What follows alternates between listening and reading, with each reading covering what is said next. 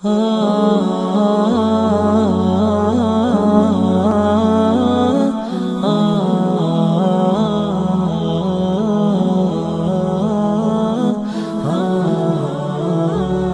طریقے سے السلام علیکم کہتے رہیں، یہ بھی دعوت ہے۔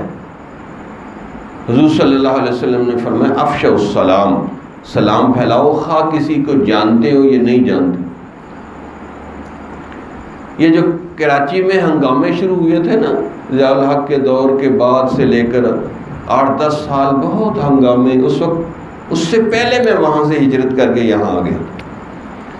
وہاں اتنی نفسا نفسی کا عالم ہو گیا کہ میں نے اس شہر کو چھوڑ دیا، کیونکہ میرے ساتھ 1-2 واقعات ہوئے کہ میری عادت یا عبادت ہے کہ میں جا رہا ہوں نا تو تیزی سے بھی میں جاؤں تو السلام علیکم السلام علیکم کہتا جاتا ہوں لوگوں کو۔ تو میں ایک آدمی کے پاس سے گزرا، میں نے کہا السلام علیکم، انہوں نے کہا جی میں آپ کو تو جانتا نہیں۔ تو میں نے کہا بھائی میں نے تیرے سر میں تلوار ماری ہے۔ میں نے کہا السلام علیکم، تو کیا وعلیکم السلام، تو اپنے گھر جا، میں اپنے گھر جا رہا ہوں۔ میں نے کہا السلام علیکم کہ جی میں تو آپ کو نہیں جانتا۔ تو بھائی جانتے ہو یا نہیں جانتے ہو، تم وعلیکم السلام کو، بات ختم، تو بھی مسلمان میں بھی مسلمان۔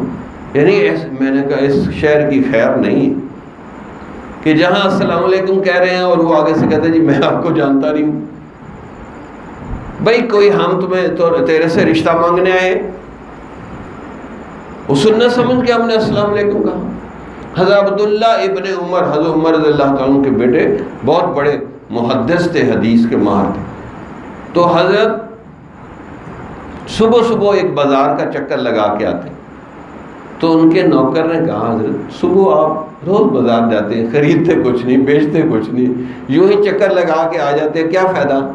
کہا آپ غور سے دیکھو میں کیا کرتا ہوں، جو بندہ ملتا ہے میں اس کو سلام نہیں کرتا۔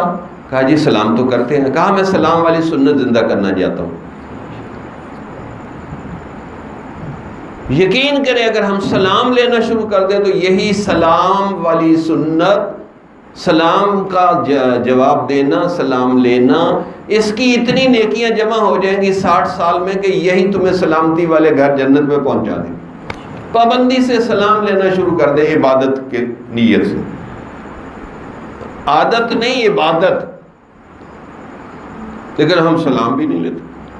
جمال الوجود بذكر الإله وتصفو الحياة بنور هداه، جمال الوجود بذكر الإله وتصفو الحياة